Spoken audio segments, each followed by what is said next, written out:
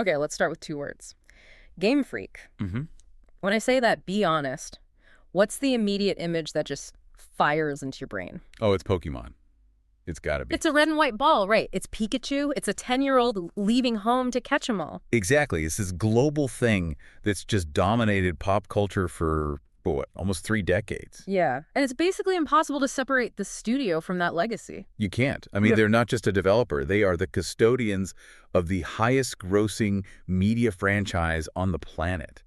And because of that, people forget they can make other things. That's it. That massive Pokemon shadow just eclipses everything else. It really does. You think of them and you think safe, turn-based battles, cute designs, very family-friendly. Right. But today, we are taking those expectations and just throwing them right out the window. We're looking at a huge pivot. A very big swing for the studio. For sure. We're doing a deep dive into a project that feels like the complete opposite of a creature collector.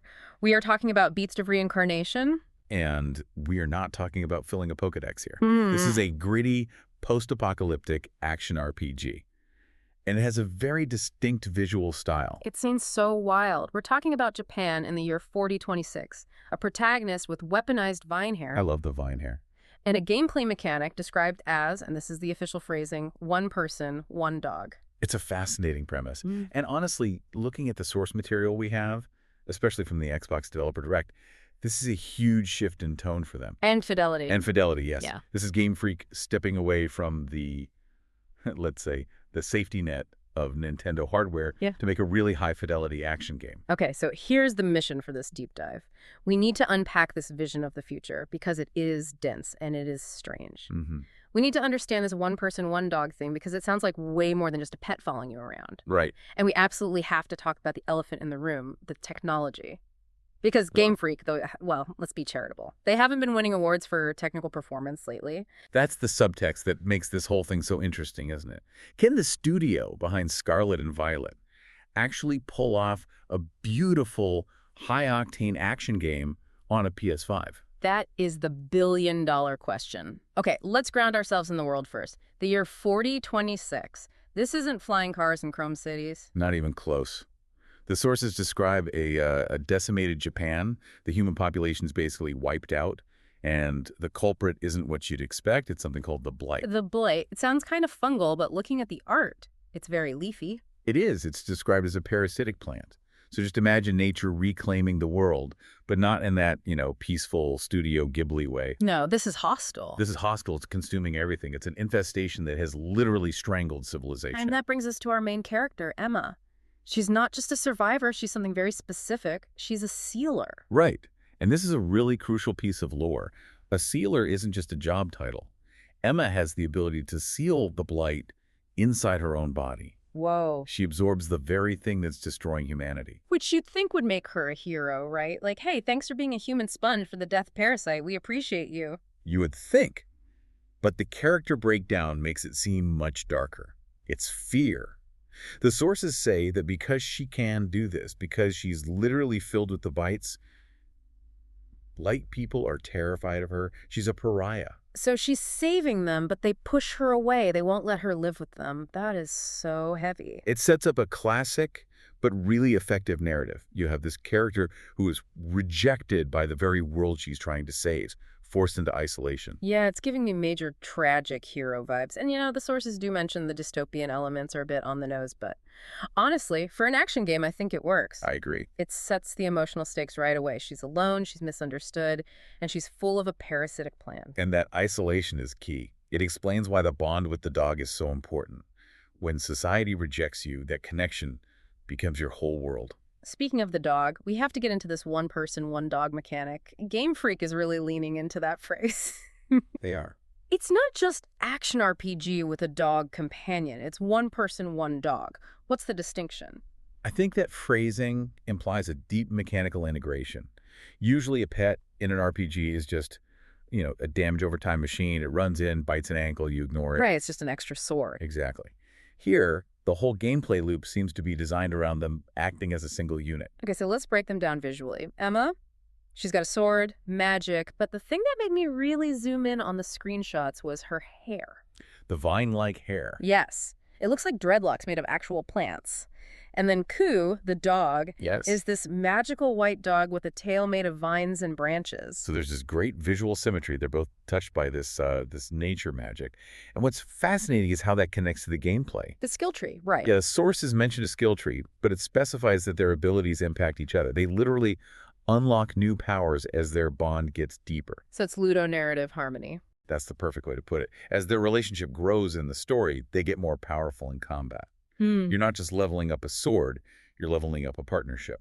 Can we go back to the hair for a second? Because this is where that game freak weirdness I love really shines. Oh, for sure. Her hair isn't just cosmetic. The gameplay descriptions say she uses it for platforming. This is one of the most unique things. She can use her hair as a bridge to cross gaps. A hair bridge. That is so wild. And not just a bridge. The source describes her using her hair as, and I'm quoting, long stilt-like extensions of her legs. Wait, like she walks around on hair stilts. That's the visual. It's this specific, almost body horror kind of image that really sells that vine punk aesthetic. It creates such a distinct silhouette, and it suggests that exploration isn't just running and jumping. You are physically manipulating your own body, this curse to get around. Turning her curse into a tool. I love that. The very thing people fear about her is what lets you explore the world. It's very Venom or Prototype, but with plants. That's a great comparison. And while they're exploring on their hair stilts, they're obviously going to run into some trouble. Plenty of trouble. Let's talk combat. Emma has her sword. Is this just a button masher? Or is there more to it? It doesn't look like it. The notes specifically mention a parry system. And you could upgrade the sword with spirit stones, but they add special effects when you parry. Oh, that's a huge design choice. It is. If you tie buffs to parrying, you're demanding the player be precise. You can't just spam attack. Right. It suggests the combat rewards timing, reading enemy animations. It pushes the skill ceiling way up compared to a normal hack and slash. But then to balance that, you have the blooming arts, which just sounds beautiful, doesn't it? It sounds elegant, yeah, but the effect is devastating. These are powerful magic moves used by both Emma and Ku together. And the key feature is The slow down time. bullet time, or blossom time. Let's go with blossom time. It slows the action down, letting you harm or hinder enemies without being overwhelmed. Which is so crucial in a chaotic action game. You've got a girl, a dog, vine hair, monsters. The screen is probably a mess. Slowing time gives you that moment to think. It gives you tactical breathing room. It shifts the game from pure reflex to something more strategic. So who are we using these blooming arts on? The enemies in this game sound deeply unsettling. They're called malefax. Malefax. Now, I have to bring up the little debate in our notes here on the pronunciation. Is it malefact or is it like artifact? It's a funny detail. The source explicitly mentions this. They're guessing it rhymes with artifact. So, malefact based on the Japanese subtitle. I'm going with malefact. It just sounds more sinister. It fits the tone. And Yeah. basically, these are corrupt fusions of animals and the blight. So think of wildlife just twisted and overgrown by this parasitic plant. But those are just the grunts. The real threats, the ones that got my attention, are the Nushi. The Nushi, yeah. These are bosses. But a boss in this world isn't just a big guy in a room at the end of a level. What are they then? The Nushis are so powerful, they can create entire blighted forests around themselves. Whoa. So they actually alter the environment. Exactly. They create the obstacles, they create the enemies. When you go after Nushi, you're not just fighting a monster. You're fighting the entire ecosystem it created just to get to it. That sounds incredible. It makes the boss fight feel more like a journey, not just an encounter. It adds this layer of anticipation. You see the forest changing, you see the corruption getting thicker, and you just know you're getting close. And just when you think you've got it figured out, plants and animals, the game throws you a curveball. Golems.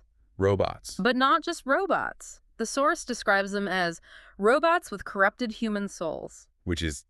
That is dark. That's Yeah. significantly darker than what we expect from Game Freak.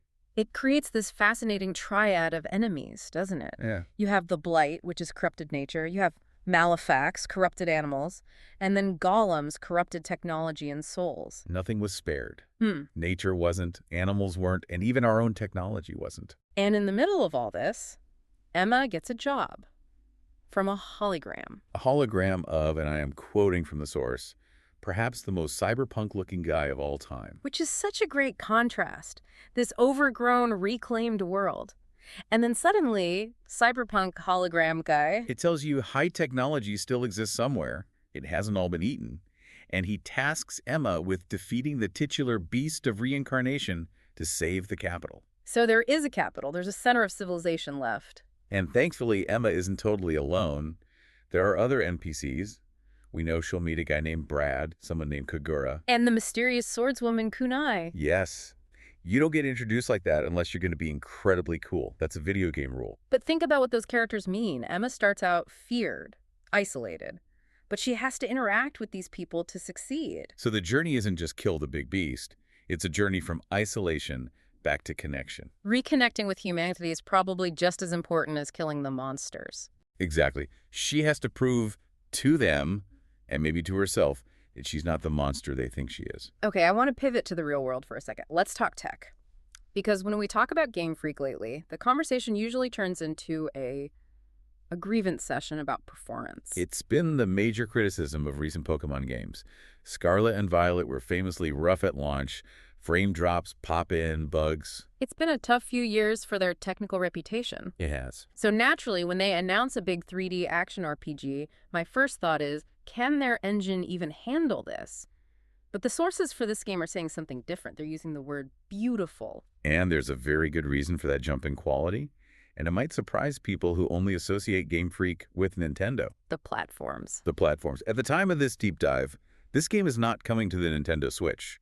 Not even the rumored Switch 2. That is huge. Game Freak is Pokemon, Pokemon is Nintendo.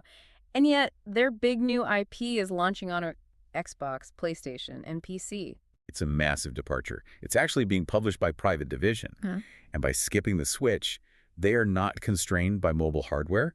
They are building for high-end consoles from day one. So they can actually push the graphics, they can do the detailed vine hair, the dense forests, all the effects, without worrying about melting the hardware. It suggests a scope and fidelity that just wouldn't be possible on the systems they usually work with. It's Game Freak Unchained. It really feels like them flexing, like they're saying, look, we know what you think about our optimization, but look what we can do when we have the horsepower. It's a statement piece.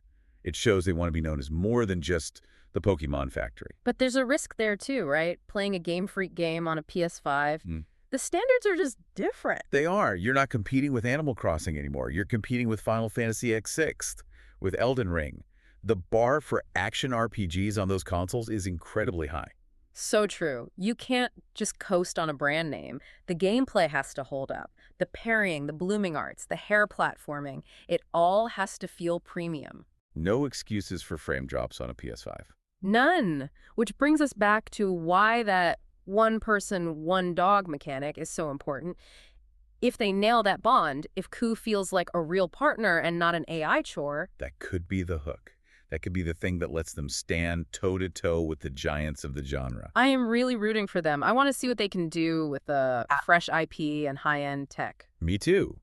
The industry needs developers to take these kinds of big swings. It would be so easy for them to just make another creature collector and print money. This takes courage. So let's wrap this up. What are we looking at here? We have Beast of Reincarnation launching this summer. A visually stunning Vine Punk action RPG. You play as Emma, a feared sealer, and her vine dog Ku, and you're fighting plant zombies and soul robots in the year 4026. On Xbox, PlayStation, and PC. No Switch. It is a bold new direction. But before we sign off, I'm stuck on one detail you mentioned. Which one? The enemies. The blight is nature gone wrong. The golems are technology gone wrong. Right. Both are trying to kill you. So if nature is the enemy and technology is the enemy, where does that leave humanity? Are we just trapped in the middle of this war? That's a great question. If the goal is to defeat the Beast of Reincarnation, does that mean breaking the cycle of both of them? Is the game suggesting that both extremes are the problem? Exactly. Is the beast the thing that's actually keeping this whole destructive cycle going? Are we trying to save the world, or are we trying to change the rules of how the world even works? That is the question. And I guess we won't know the answer until we play it. Well, we'll find out this summer. Thank you for listening to this deep dive into the weird and wonderful future of Game Freak. Stay curious, everyone.